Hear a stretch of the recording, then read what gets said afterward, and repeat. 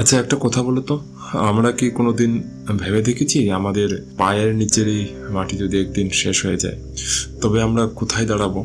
হয়তো ভাবছো মাটি এবার ফুরিয়ে যায় নাকি, কিন্তু সত্যিটা হলো আমাদের প্রয়োজনের তুলনায় ব্যবহারযোগ্য ভূমি খুবই সীমিত। আসলে প্রকৃতি থেকে পাওয়া যা কিছু আমাদের প্রয়োজন মেটায়, সেটা মাটি হোক বা জল হোক, বাতাস হোক বা গাছপালা, সবই হলো প্রাকৃতিক সম্পদ, বা ইংরেজিতে আমরা যাকে বলি ন্যাচারাল রিসোর্সেস।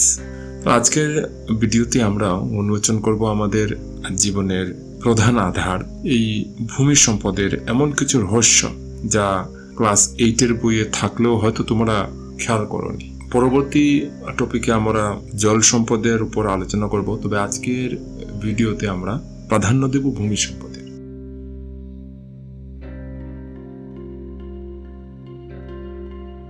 তো এই যে আমাদের বিশাল পৃথিবী, এর মাত্র 29% হচ্ছে ভূমি, আর বাকি 71% হচ্ছে জল, মানে 71% ওয়াটার আর 29% ল্যান্ড। আর এই ছোট্ট 29% অংশের উপরেই দাঁড়িয়ে আছে আমাদের সভ্যতা, কৃষি, শিল্প আর আমাদের বাসা। কিন্তু দুর্ভাগ্যবশত পৃথিবীর সব জায়গা থাকার যোগ্য নয়। কোথাও বিশাল পাহাড়, কোথাও মরুভূমি, আবার কোথাও ঘন জঙ্গল। তাই মাটির প্রতিটি ইঞ্চি আমাদের কাছে অমূল্য। একবার একটা অবাক করা তথ্য শোনো। তোমরা কি জানো মাত্র 1 সেন্টিমিটার মাটির একটা স্তর তৈরি হতে কত সময় লাগে? 10 বছর? 50 বছর? না, মাত্র 1 সেন্টিমিটার মাটি তৈরি হতে প্রায় 100 বছর, প্রায় 1000 বছর সময় লেগে যায়। প্রকৃতির রোদ, বৃষ্টি আর বাতাসের প্রচন্ড চাপ বড় বড় পাথরকে গুঁড়িয়ে মাটিতে রূপান্তরিত করে।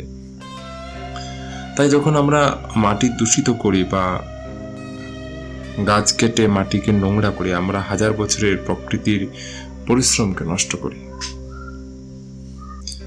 জনসংখ্যা বাড়ার সাথে সাথে আমরা মাটির উপর চাপ বাড়াচ্ছি, বন কেটে বিল্ডিং উঠাচ্ছে, যার ফলে মাটির ক্ষয়ক্ষতি বাড়ছে। কিন্তু আমাদের বাঁচতে হলে মাটিকে বাঁচাতে হবে। পাহাড় অঞ্চলে 150 বা টেরেস ফার্মিং যাকে বলে, তো এই মতো যদি আমরা পদ্ধতি ব্যবহার করে আমরা মাটি ক্ষয় রোধ করতে পারবো। মনে রাখো, ভূমি সীমিত কিন্তু আমাদের চাহিদা অসীম। তাই মিতব্যয়ী হওয়ার একমাত্র পথ। তাছাড়া আমরা যেভাবে আমরা চাষ করে থাকি, আমরা যেভাবে আমাদের মাটিতে রাসায়নিক সারের ব্যবহার করে থাকি, সেই কারণেও কিন্তু আমাদের মাটির যে গুণাগুণ থাকে, মাটির উপরও থাকে, সেটা নষ্ট হয়ে যাচ্ছে। তারপর দেখবে যে নদীর পাড় ভাঙন, ব্যাংক এরোশন, প্রতিবার বর্ষায় নদীর পাড় ভেঙে যায়, সেখানেও মাটি ক্ষয়ক্ষতি হচ্ছে।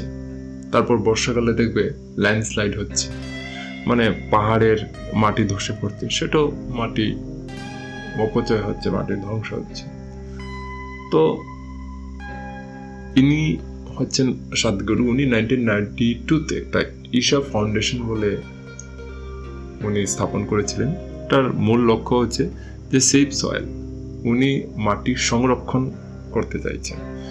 উনি বলেছিলেন যদি আমরা মাটিকে এখন থেকে সংরক্ষণ করি না, তাহলে ঠিক এইভাবে হবে আমাদের পরবর্তী জীবনে। তখন কোনো কিছু লাগিয়ে সার দিয়ে ফসল উৎপাদন করা যাবে না। তাই আমরা সবাই চেষ্টা করব যে মাটির সংরক্ষণ করার পদ্ধতিগুলো, যে এই পাহাড়ি অঞ্চলে সোপান পদ্ধতি বা যে টেরেস ফার্মিং যাকে বলে, মানে সিঁড়ির মতো পাহাড়ের খাঁজে কেটে কেটে কেটে সেখানে আমরা সবজি বা যারা পাহাড়ে থাকে, যারা টিলা উঁচু জায়গায় থাকে, মানে ওদেরকে বলা হচ্ছে যে ওরা যাতে আমরাও যদি থাকি, তো আমরা এই পদ্ধতি যদি আমরা অনুসরণ করে থাকি, তাহলে আমরা আমাদের মাটি বাঁচাতে পারবো। তাছাড়াও আমরা বৃক্ষরোপণ করি, সেটাও আমাদের জন্য মাটি সংরক্ষণ করতে সহায়তা করবে। তো যাই হোক, তো এই পদ্ধতিগুলো অবলম্বন করে আমরা মাটি ক্ষয় রোধে সাহায্য করতে পারবো বা মাটি আমরা বাঁচাতে পারবো। কিন্তু জল ছাড়া কি আমরা বাঁচবো? তো আগামী ভিডিওতে আমরা জানবো পৃথিবীর জল সংকট।